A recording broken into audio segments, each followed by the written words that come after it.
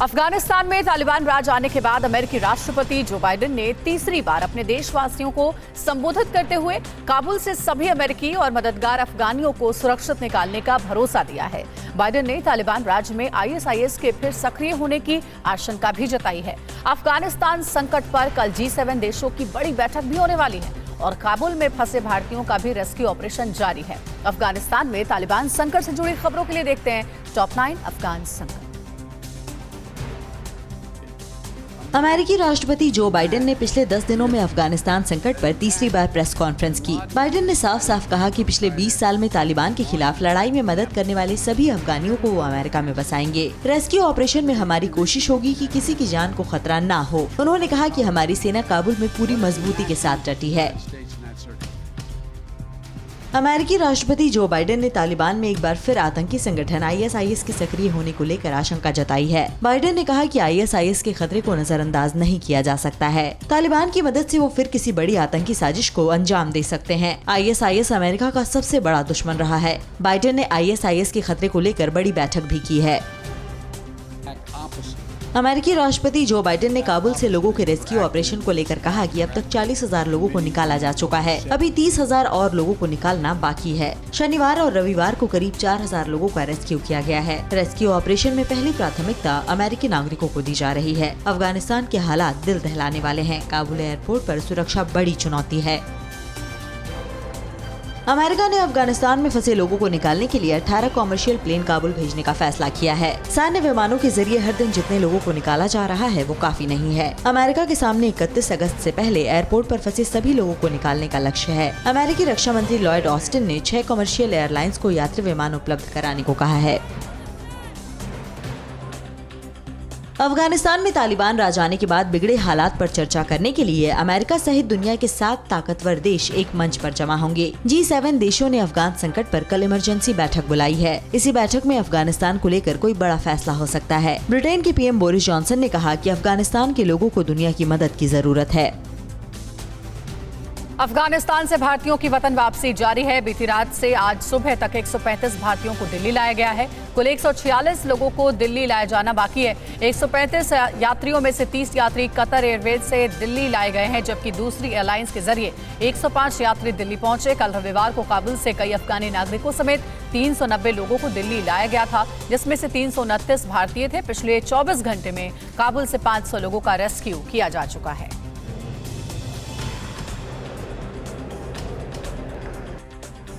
तालिबान राज में अफगानिस्तान की नई राजधानी को लेकर TV9 भारतवर्ष की एक्सक्लूसिव खबर पर मुहर लग गई है। तालिबान की बनने वाली नई सरकार अफगानिस्तान की नई राजधानी काबुल की जगह कंधार को बना सकती है। तालिबान के टॉप लीडरशिप की काबुल में हुई मीटिंग में कंधार को नई राजधानी बनाने पर चर्चा हुई है।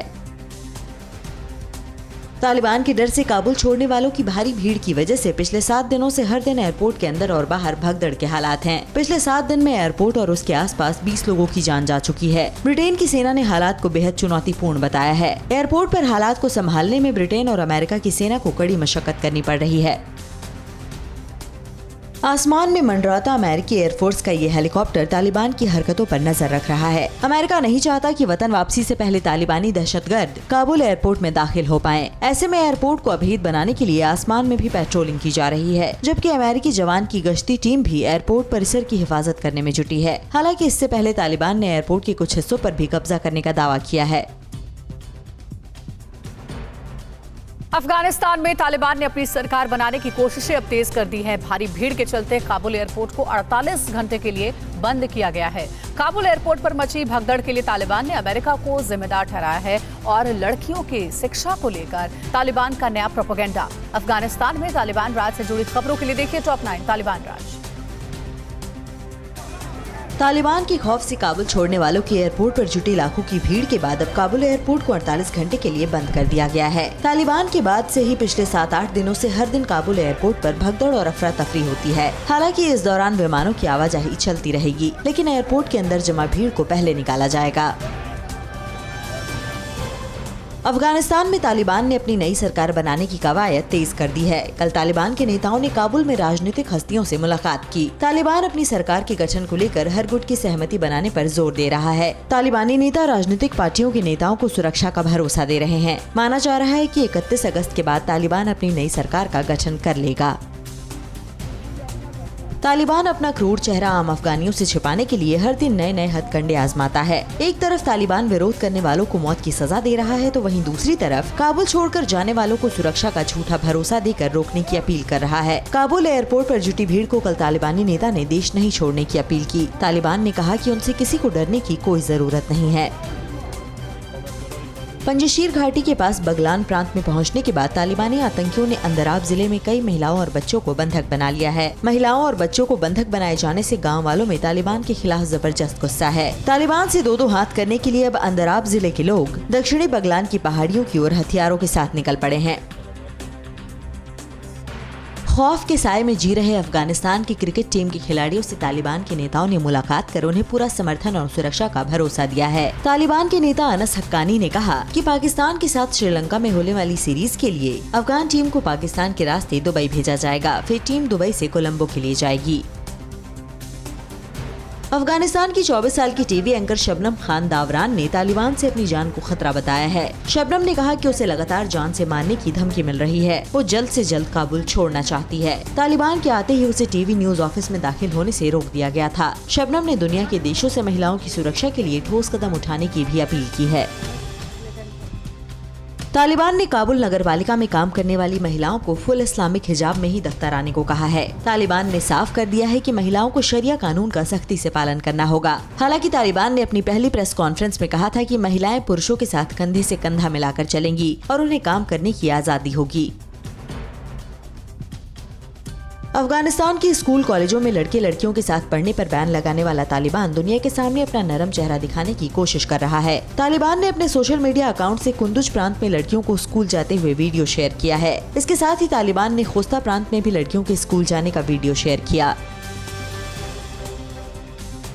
एक तरफ तालिबान लड़कियों के स्कूल जाने का वीडियो शेयर कर रहा है, तो दूसरी तरफ लड़कियों के घर वाले और स्कूल चलाने वाले तालिबान से इस कदर डरे हैं कि वो लड़कियों के स्कूलों के दस्तावेज ही जला दे रहे हैं। सोशल मीडिया पर एक वीडियो वायरल हो रहा है जिसमें बोर्डिंग स्कूल चलाने वाली शबाना रशीक अपनी छात्राओं के रिकॉर्ड्स जलाते दिख रही हैं।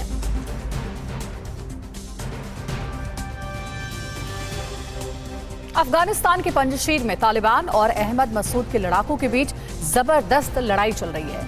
आर पार की लड़ाई में 300 तालिबानियों के ढेर होने की खबर है। हार सामने देख तालिबान और आतंकियों को पंजशीर भेज रहा है, जबकि सालेह भी अपनी फौज के साथ काबुल फतेह करने के लिए निकल चुके हैं। देखते हैं टॉप 9 बैटल ऑफ अफगान।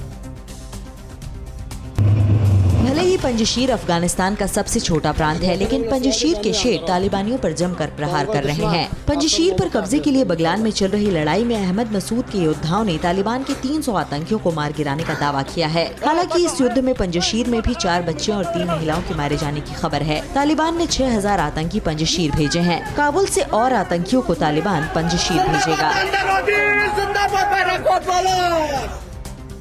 ये तालिबान पंजशीर के बीच जारी जंग की सबसे ताज़ा तस्वीर है, जिसमें आप देख सकते हैं कि अत्याधुनिक हथियारों से लैस तालिबानी आतंकी गाड़ियों पर सवार होकर पंजशीर की ओर बढ़ रहे हैं। दरअसल तालिबान ने अहमद मसूद को पंजशीर सौंपने के साथ सरेंडर करने के लिए 4 घंटे का अल्टीमेटम दिया था, जिस पर अहमद मसूद ने तालिबानी ताकतों के आगे झुकने से साफ इनकार कर दिया।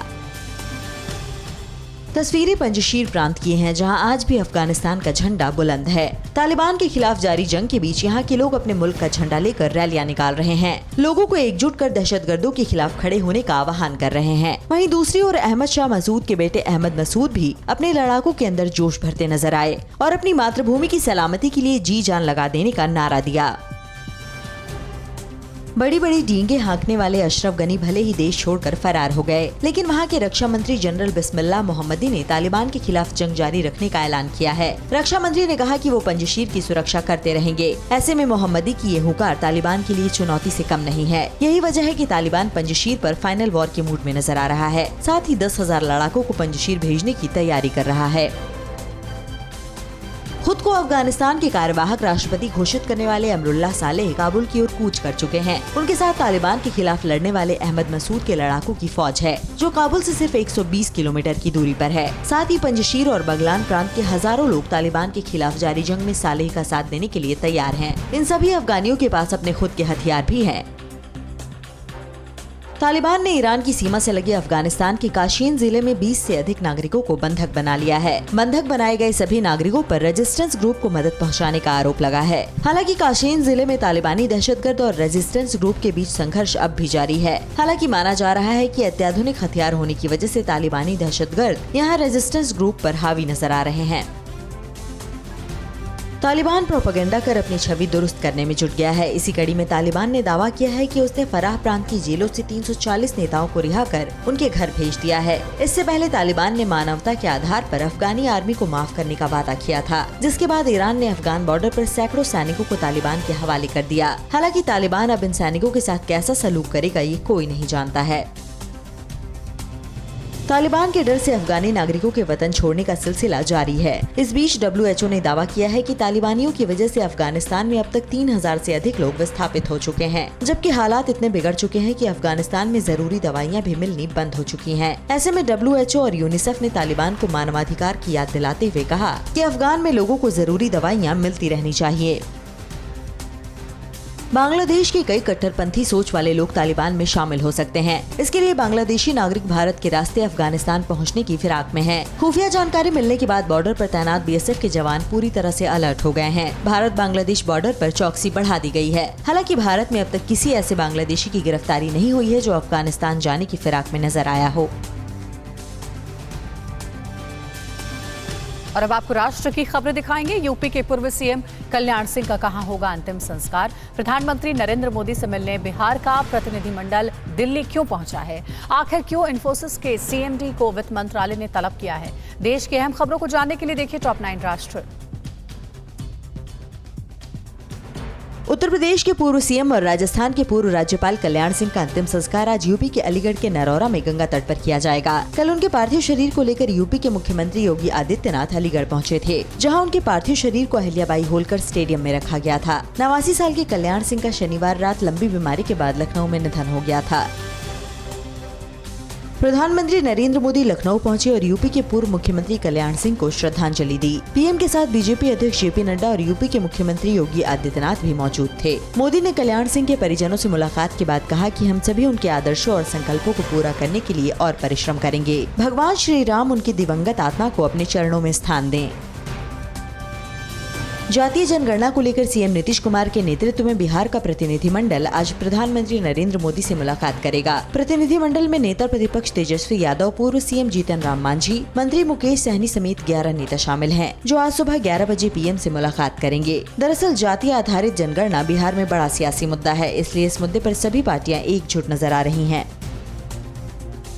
अफगानिस्तान में तालिबान संकट के बीच अफगान से भारत लाए गए लोगों की खबर को शेयर करते हुए केंद्रीय मंत्री ने ट्वीट कर कहा कि अस्थिर पड़ोस की जो ताज़ा हालत है वो बताती है कि भारत में नागरिकता संशोधन अधिनियम क्यों जरूरी है। उन्होंने कहा कि जिस तरह वहाँ के सिख और हिंदू बुरे वक्त से गुजर रहे हैं, उसको देखते हुए नागरिकता संशोधन अधिनियम लागू करना जरूरी है। E-फाइलिंग पोर्टल में लगातार आ रही दिक्कतों को लेकर वित्त मंत्रालय ने पोर्टल तैयार करने वाली कंपनी इन्फोसिस के CEO सलील पारेख को समन जारी कर 23 अगस्त को पेश होने के लिए कहा है। वित्त मंत्रालय ने इन्फोसिस के MD सलील पारेख से ये भी पूछा है कि आखिर 2.5 महीने बाद भी E-फाइलिंग पोर्टल में आ रही समस्याओं को दूर क्यों नहीं किया जा सका। गौरतलब है कि 7 जून को ही E-फाइलिंग की नई वेबसाइट लॉन्च की गई थी। इसे बनाने के लिए वित्त मंत्रालय ने 4,241 करोड़ रुपए खर्च किए हैं। दिल्ली वासियों को हर साल स्मॉग का सामना करना पड़ता है। स्मॉग के कारण दिल्ली की हवा में सांस लेना मुश्किल हो जाता है, लेकिन अब सर्दी के दिनों में होने वाले स्मॉग से राहत मिलनी शुरू हो जाएगी, क्योंकि दिल्ली का पहला स्मॉग टावर बनकर तैयार हो चुका है। इसका उद्घाटन आज मुख्यमंत्री अरविंद केजरीवाल करने वाले हैं। स्मॉग टावर को दिल्ली के दिल कनाट प्लेस में बनाया गया है, जो 1 वर्ग किलोमीटर एरिया की हवा को साफ करेगा।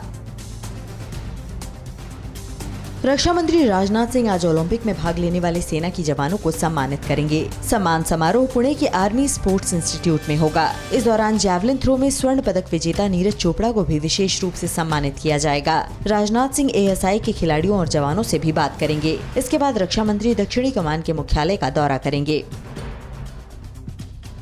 मध्य प्रदेश के छिंदवाड़ा में उस वक्त बड़ा हादसा हो गया जब गुब्बारे में हवा भरने वाला सिलेंडर अचानक फट गया। घटना छिंदवाड़ा के छोटा तालाब के पास की है, जहां रक्षाबंधन के मौके पर मेले जैसा माहौल था। इस घटना में गुब्बारा बेचने वाले शख्स शेख इब्राहिम ने मौके पर ही दम तोड़ दिया, जबकि वहां से गुजर रहे ताजुद्दीन अंसारी ने अस्पताल में आखिरी सांस ली। सिलेंडर फटने की घटना में अन्य 3 भी घायल हुए हैं, जिन्हें इलाज के लिए नागपुर भेजा गया है।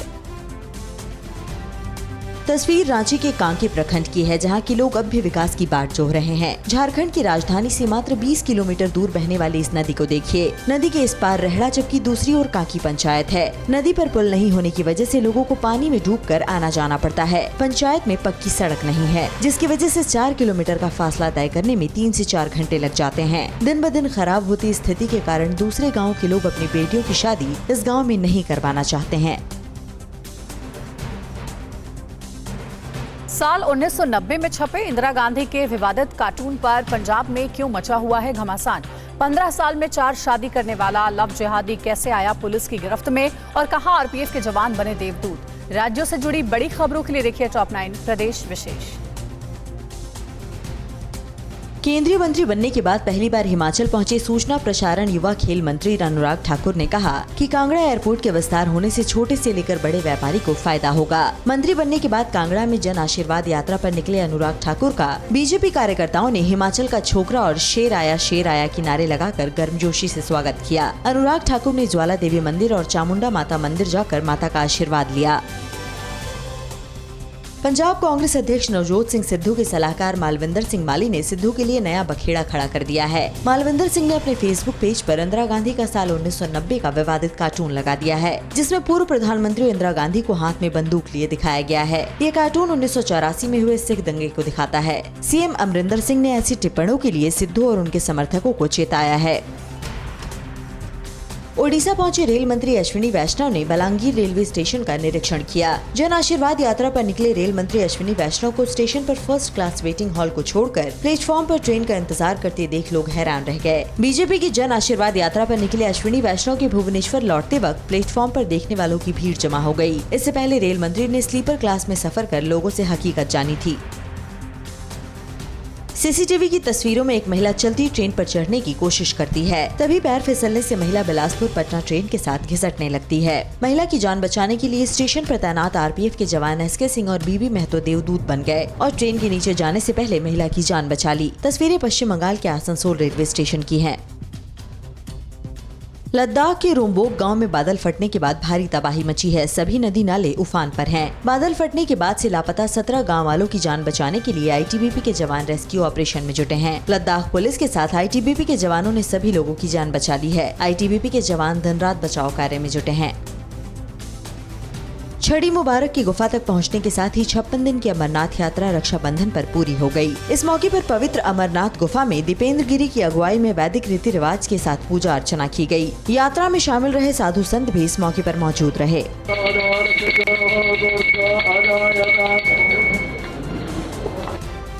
भारत बांग्लादेश सीमा पर 8.5 लाख सऊदी अरब की मुद्रा रियाल के साथ 2 तस्कर पकड़े गए हैं। इन्हें दक्षिण बंगाल फ्रंटियर और बीएसएफ के जवानों ने पकड़ा। भारतीय मुद्रा में इनकी कीमत 1 करोड़ 68 लाख से ज्यादा है। इस करेंसी को उत्तर 24 परगना जिले के आईसीबी पोट्रापोल क्षेत्र से तस्करी कर बांग्लादेश से भारत लाने की कोशिश की जा रही थी। बीएसएफ के मुताबिक खुफिया विभाग ने पहले ही इसके आने की सूचना दी थी।